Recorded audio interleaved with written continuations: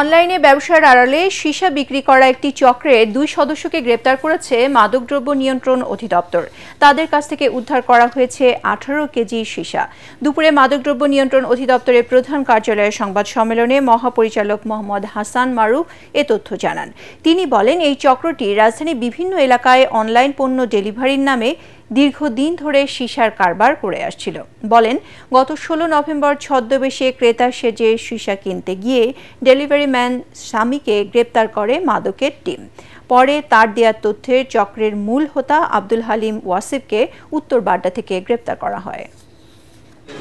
একজন qualified MBBS ডাক্তারকে শনাক্ত করা হয়। উনার দেখানো মতে উনার পজিশন থেকে সেই অ্যামফেটামিন বা ইয়াবা ট্যাবলেট উদ্ধার করা হয়েছে। ঢাকা নর্থের যে টিম রয়েছে তারা 17/11/2025 তারিখ একটা অভিযান চালায় রাত 9টা থেকে রাত 10টা পর্যন্ত, এবং সেখানে একটি নিয়মিত মামলা হয় এবং 2 জন আসামি গ্রেপ্তার করা হয়।